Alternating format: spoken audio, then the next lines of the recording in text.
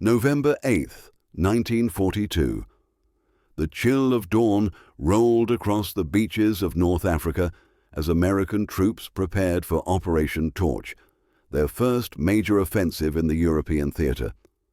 But far from the beaches of Algeria, thousands of miles to the northeast, another kind of silence gripped the streets of Budapest. Word had begun to spread across Axis intelligence channels. The Americans had unveiled something strange, something small, cheap, and impossibly lethal. Hungarian officers in German liaison units dismissed it at first. "A tube? You mean a pipe?" one scoffed, but reports arriving from the front were impossible to ignore. Tanks destroyed by infantrymen without artillery support, armor melted through by weapons that weighed less than a field radio. To the Hungarians, who had watched German panzers dominate Europe for years, the idea sounded absurd until captured photos arrived showing GIs holding what looked like oversized plumbing pipes over their shoulders. That crude steel tube had a name that sounded like a joke, the Bazooka. Yet within months, it would change how every army on Earth designed, fought with, and feared tanks.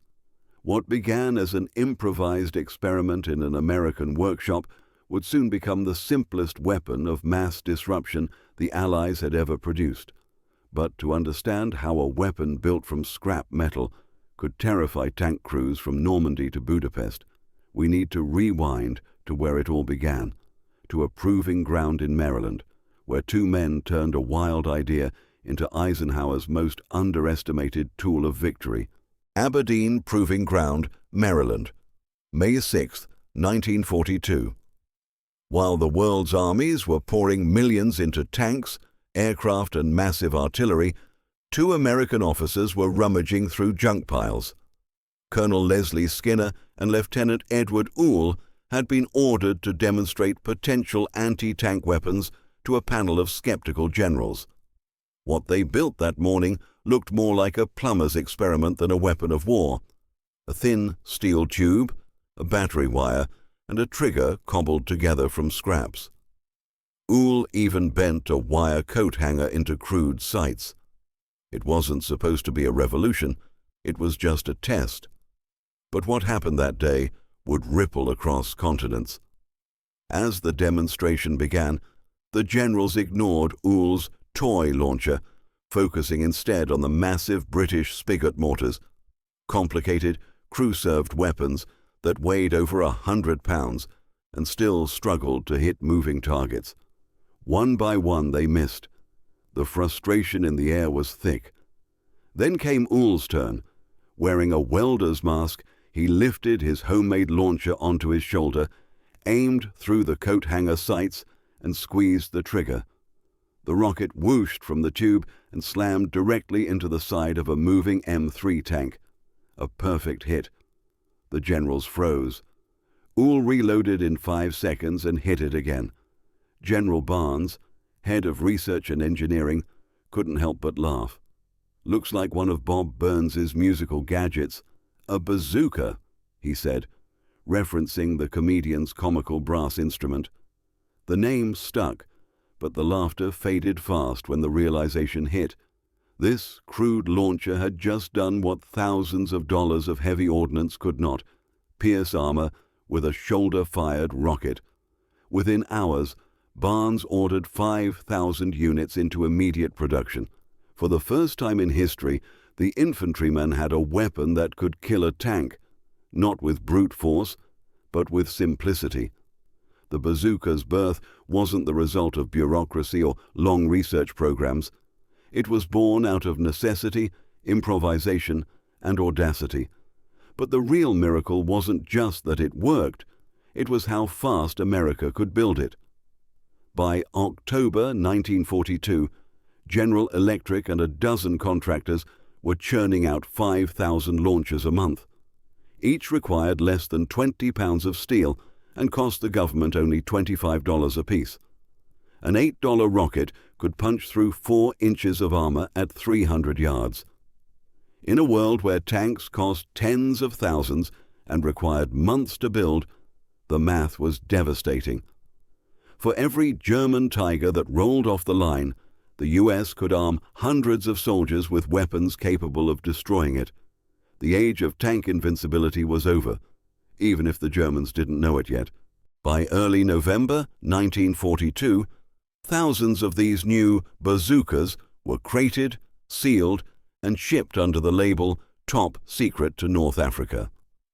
Eisenhower himself had approved their deployment for Operation Torch, the first joint Allied invasion of the war. But secrecy, it turned out, was a double-edged sword. On the night before the landings, as American troops prepared to storm the beaches of Algiers, Oran, and Casablanca, Eisenhower discovered a horrifying oversight. No one had trained the men to use the bazooka. The launchers were still locked in sealed crates, their purpose a mystery to the soldiers who would soon need them most. When the invasion began at dawn, chaos followed. Waves of GIs hit the beaches, carrying weapons they didn't understand, fumbling with electrical wires, misfiring rockets, and guessing how to aim. Manuals didn't exist. The launchers had been so secret that even unit commanders hadn't been briefed on their function. The men learned on the fly, literally under fire. To make matters worse, many of the rockets had been damaged by salt water during the voyage. Reports from the 509th Parachute Infantry were grim. Of their first 20 rockets, only 7 worked. Yet even in that confusion, the potential of the weapon began to reveal itself. On November 10th, American units near Port Lyoty reported their first tank kills. 2 French Renaults destroyed by infantrymen wielding the strange steel tubes. The results spread fast. Eisenhower's staff noted in after-action reports that morale shifted almost overnight. Infantrymen who had once dreaded the sight of enemy armor suddenly had a weapon that could even the odds. For the first time, the American soldier wasn't just cannon fodder in the face of tanks. He could fight back. But in the deserts beyond, the Germans were watching. Within weeks, captured American positions yielded intact bazookas, and with them, the blueprints for a new era of German counter-engineering. The Nazis would soon learn just how devastating this toy could be, and they were determined to copy it before it turned the tide of the war. The next chapter of the bazooka story wouldn't unfold in a workshop or a proving ground. It would unfold in the furnace of Tunisia, where the weapon's success, failure, and imitation would collide head-first with Rommel's Africa Corps. February 1943. Tunisia. The rolling sands of North Africa shimmered under the desert sun as the American forces braced for their toughest test yet, the Battle of Kasserine Pass. Rommel's Africa Corps, veterans of years of warfare, smashed through inexperienced U.S. units with brutal precision. In the wreckage left behind, the Germans made a discovery that would shock their own weapons engineers: the bazooka. Captured launchers and crates of rockets were swiftly shipped to Berlin for examination. Within days, German engineers were poring over the simple blueprints, stunned by what they found. No complex optics, no heavy metals, no exotic materials, just a steel tube, a small battery, and a shaped charge warhead capable of piercing tank armor. Simplicity was its genius. The German technical report, dated March 1943, praised the American design for its lightweight, ease of use, and minimal production requirements. Compared to the cumbersome anti-tank rifles that weighed nearly as much as a machine gun and offered only marginal armor penetration, the bazooka was a revelation. It was cheap, fast to build, and terrifyingly effective. By spring, German factories were already working on their own version. Engineers scaled up the warhead to 88 millimeters, the same caliber as the feared Tiger tank's gun, and added a blast shield to protect the firer from backblast. The result was the Raketenpanzerbüchse 43, better known by the troops as the Panzerschreck, or tank terror. Rommel's soldiers were the first to receive prototypes, and field tests in Sicily confirmed their fears. The Americans had handed their enemy a weapon that would now turn back against them. The Germans' improved version had even greater armor penetration, but it came with a price: heavier weight, more smoke, and a dangerous backblast that could reveal a soldier's position. As German factories ramped up production, reports began filtering into Hungarian military circles. Their German allies had developed a man-portable rocket gun inspired by a captured American prototype. Hungarian officers were intrigued. They had fought alongside the Wehrmacht and understood tank warfare intimately, but the idea of a simple infantry weapon capable of disabling tanks felt like witchcraft. When the first demonstrations of the Panzerschreck reached Hungarian observers, they were astounded. The weapon's power was undeniable, but so too was its origin. This terrifying new anti-tank launcher had been reverse-engineered from a crude American invention that looked at first glance like a child's toy. The irony wasn't lost on anyone. In trying to dominate the battlefield with advanced engineering, the Axis had now borrowed its most effective infantry weapon from the very nation it sought to destroy. Eisenhower's secret tool of victory was no longer a secret, but it was only just beginning to show its true impact. July 1943. The skies above Sicily burned with the light of the Allied invasion, Operation Husky.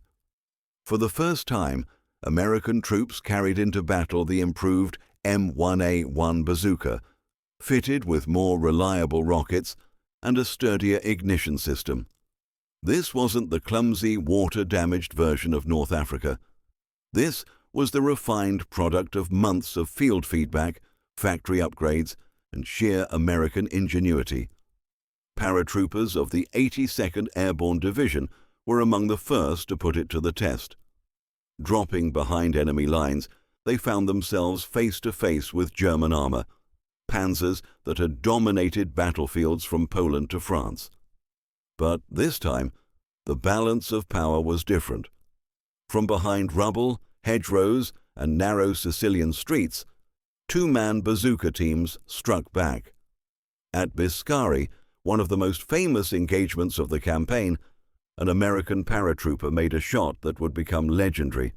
A Tiger tank, advancing through the dust, rolled directly into his sights. He steadied the tube, aimed through the crude iron ring, and fired. The rocket streaked forward, hitting the Tiger squarely through its driver's vision slit, one of the few weak spots on the behemoth. The massive tank lurched, stopped, and burst into flames. German war diaries captured after the battle revealed the shock within their ranks.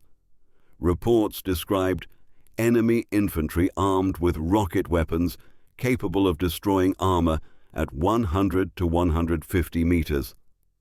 For the first time, the dreaded German tankers felt genuine fear of foot soldiers. Colonel James Gavin, commander of the 505th Parachute Infantry Regiment, later wrote that the bazooka gave his men something they had never had before: confidence. No longer did American troops panic when they heard the clank of treads approaching. Tank panic, once the curse of infantrymen across Europe, began to disappear overnight. 17 German tanks fell to bazooka fire in Sicily alone. But beyond the battlefield numbers, its psychological impact was immeasurable. Soldiers who once saw tanks as unstoppable steel monsters now saw them as targets. Infantry began moving more boldly, flanking enemy armor instead of fleeing from it. Meanwhile, Hungarian and German intelligence officers stationed in Italy began compiling reports on this weapon's performance. What they read stunned them. A steel tube, weighing just 13 pounds, had rewritten the rulebook on armored warfare. The weapon's effectiveness forced commanders to rethink tactics entirely. Tanks could no longer advance without infantry screens. Armor had lost its sense of invincibility.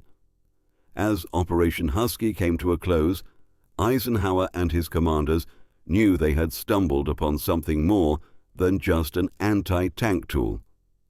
The bazooka was a psychological equalizer, a $25 instrument that shattered the myth of tank supremacy. And in the months ahead, it would prove just as deadly against bunkers, buildings, and even the spirit of the enemy itself. Winter 1943. The war in Europe was grinding forward, and Italy had become the new proving ground for America's infantry weapon of destiny. The steep, shattered towns and fortified hillsides of the Italian peninsula created a battlefield unlike any the Allies had faced before. Tanks struggled to maneuver through narrow stone streets, and artillery often couldn't get line of sight on enemy positions. But for the bazooka, portable, direct, and devastating, Italy was the perfect stage. Soldiers quickly learned the bazooka wasn't just for tanks. It became a universal problem solver. When the Canadians fought the brutal urban battle of Ortona, they used bazookas to blast holes through stone walls, moving from house to house without exposing themselves to the deadly crossfire outside. At Monte Cassino, U.S. troops used it to smash through fortified bunkers, while in the mountains north of Naples, engineers used it to take out enemy machine gun nests hidden inside caves. The bazooka turned infantrymen into flexible assault units, capable not only of defense, but of leading attacks. Commanders began organizing entire teams dedicated to bazooka support, integrating them into every squad and platoon. By early 1944, U.S. infantry battalions carried at least 24 launchers each, a dramatic increase from the handful deployed in North Africa just months earlier. The impact was impossible to ignore. German commanders were now forced to adapt. Directives issued by the Wehrmacht in spring 1944 warned tank crews to avoid built-up areas unless accompanied by infantry support. Orders were explicit. Tanks were forbidden from advancing within 100 meters of buildings until they were cleared of enemy troops. To counter the threat, crews began welding spare track links and sandbags to their hulls. Some even poured concrete along vulnerable surfaces, desperate for extra protection.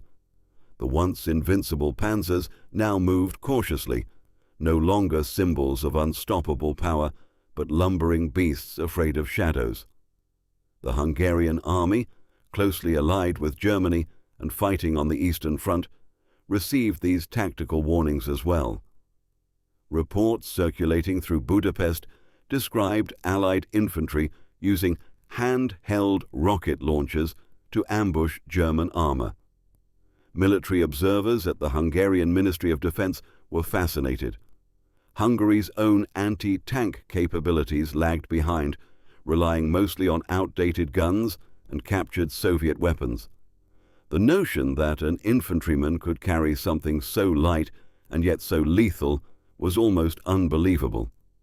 When Hungarian officers finally saw captured bazookas demonstrated by their German counterparts, the reaction was one of disbelief.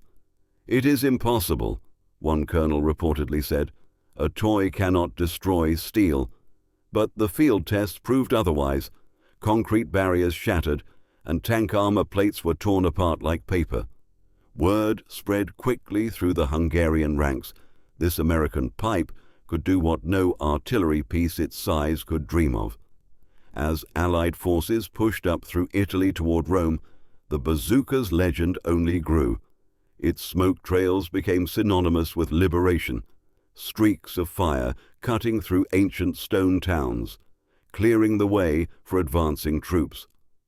What began as an improvised invention had evolved into a defining weapon of modern warfare, reshaping not only tactics, but the psychology of every soldier who carried it. June 6, 1944. D-Day. The greatest amphibious invasion in history was about to unfold, and along with the rifles, grenades, and machine guns, thousands of bazookas were packed into landing craft, sealed in oilcloth, ready to be unleashed on the beaches of Normandy. By this stage, every American division understood the power of this simple tube, and they would need it more than ever. The Normandy coastline was a fortress.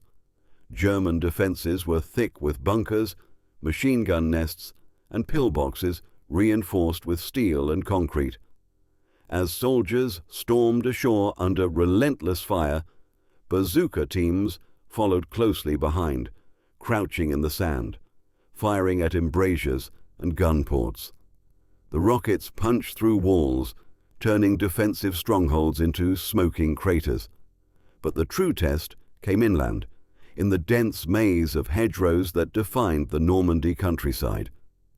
Each field was a miniature fortress, thick earthen walls overgrown with vegetation, perfect for German ambushes.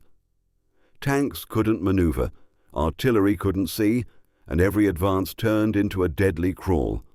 Yet the bazooka thrived in this terrain. Infantrymen learned to creep up close, fire at short range, and vanish before enemy gunners could react. In the 6 weeks following D-Day, American records credited the bazooka with destroying 12% of all German tanks lost in the U.S. sector. For a weapon that cost less than a good wristwatch, the statistic was staggering. The Germans noticed too.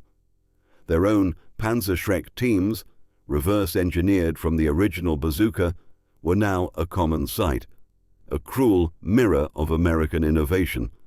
Both sides were locked in a deadly duel of man-portable rockets, each one a testament to how a simple invention could redefine modern combat.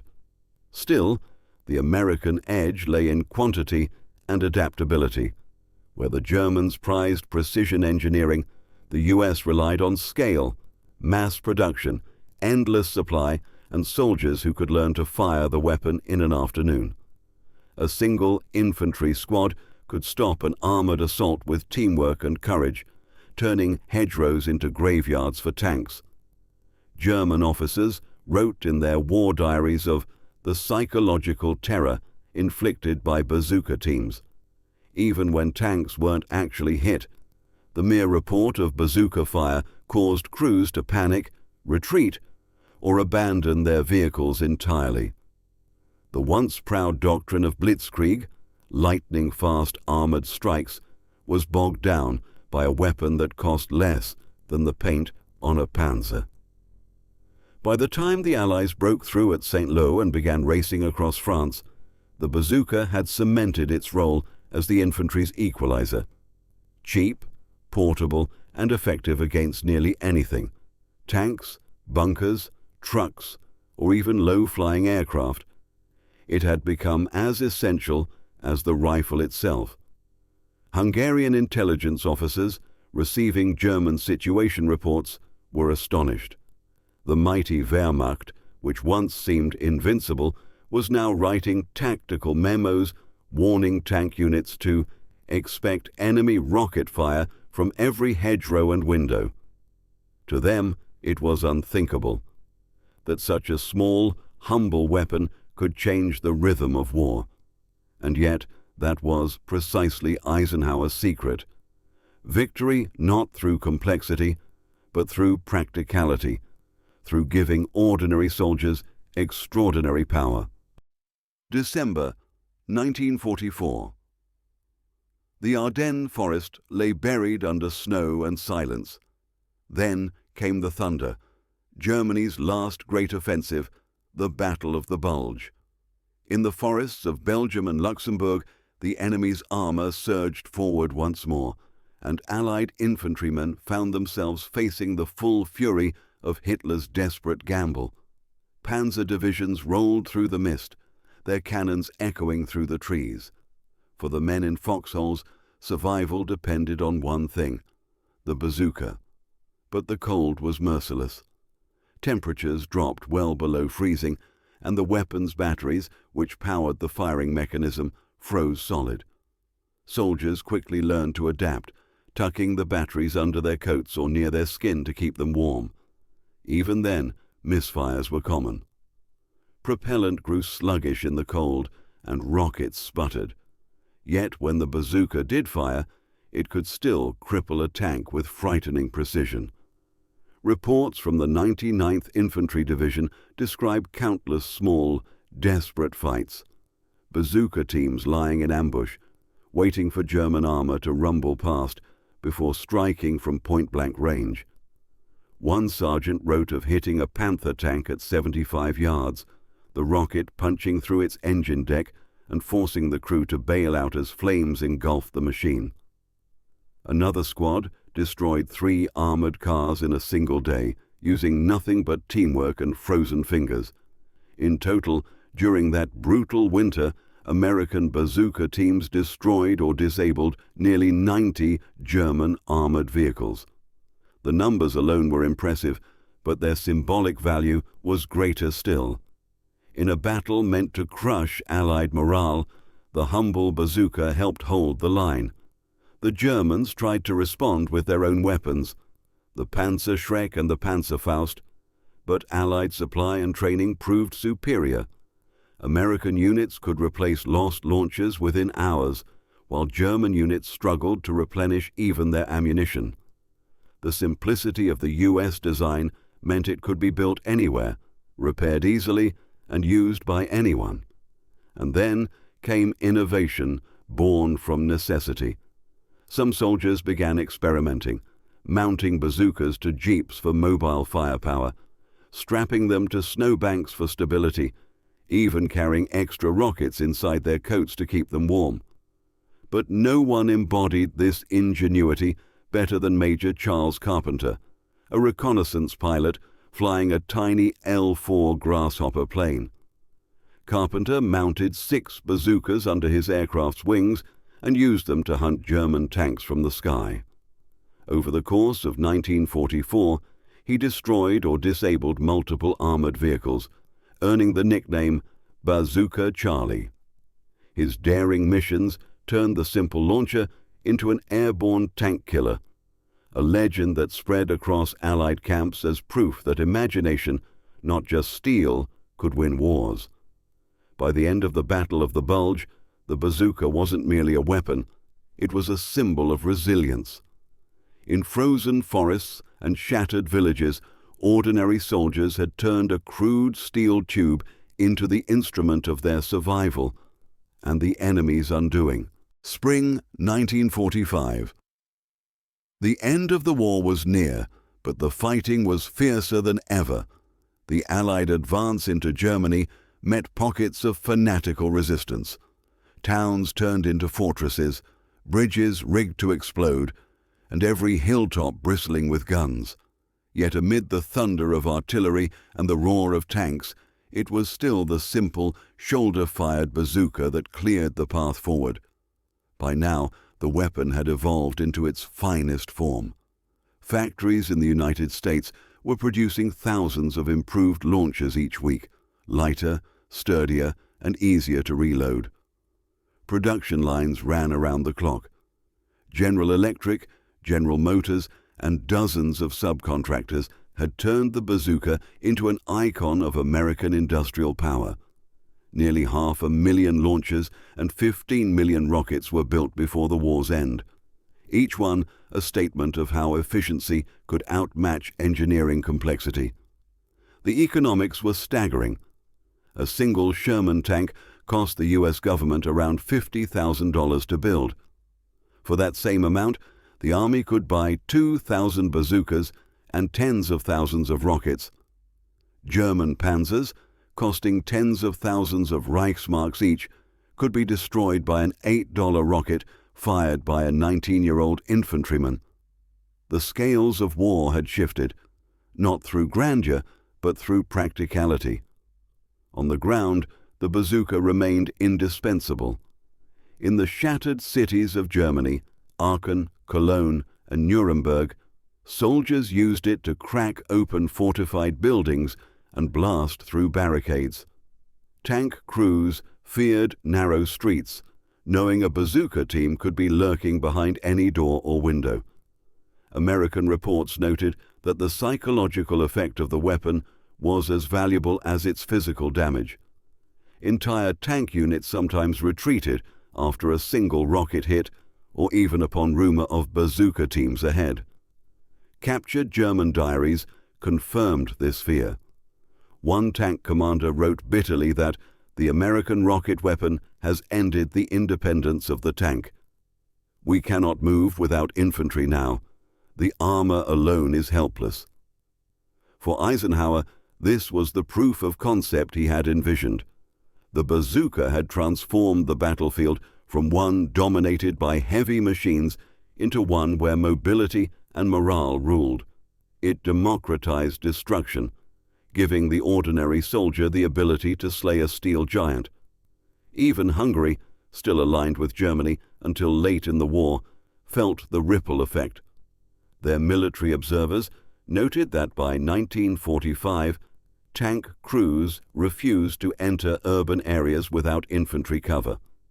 When Soviet forces brought their own shoulder-fired launchers, crude bazooka imitations, into Eastern Europe, Hungarian and German units realized they had lost the monopoly on armored dominance. The irony was sharp. What began as an American improvisation of scrap metal and coat hangers had, by war's end, rewritten global military doctrine. Every major power now knew the tank would never again roam unchallenged. When the guns finally fell silent in May 1945, the bazooka had already cemented itself as one of the most transformative weapons of the century. From the beaches of North Africa to the rubble of Berlin, it had rewritten the laws of armored warfare, cheap, portable, and devastating. It turned the ordinary soldier into a tank killer, a symbol of America's genius for practicality over complexity. But its story didn't stop with Hitler's surrender. In fact, it was only beginning. Across the Pacific, the bazooka's fire still burned. On the volcanic sands of Iwo Jima and the cliffs of Okinawa, Marines used it to clear Japanese pillboxes and caves that no artillery could reach. White, phosphorus rockets lit up the night skies, turning the claustrophobic island tunnels into infernos. At Iwo Jima alone, nearly 2,000 rockets were fired in a single campaign. When the guns of World War II finally fell silent, the weapon found a new home in the next great conflict, Korea. The early models struggled against Soviet-made T-34 tanks, but America's engineers struck back fast. The new 3.5-inch Super Bazooka rolled off production lines, and suddenly the tables turned again. North Korean tank crews who had laughed off earlier models now faced annihilation. One well-placed rocket could crack their armor open like glass. And from there, the designs spread across the globe. The Soviet RPG series, the British Law, the Swedish Carl Gustaf, all of them descendants of that first American prototype born from a junkyard pipe and a coat hanger. The world had entered the age of the rocket infantryman, and every army, from Moscow to Budapest, took note. For Hungary, the shock was personal. Once in awe of Germany's tank superiority, Hungarian officers now saw their armored doctrine crumble under the same principle Eisenhower had quietly unleashed: democratized firepower. The bazooka had shown that technology wasn't about who had the biggest guns, but who could put power in the hands of the smallest man. By the time peace returned, nearly 500,000 bazookas and 15 million rockets had been produced. It was the weapon of the people, a crude tube that humbled giants. Its legacy wasn't just measured in destroyed tanks, but in what it represented: the triumph of simplicity, speed, and the spirit of invention. Eisenhower's secret tool of victory had done more than pierce armor. It pierced the myth of invincibility.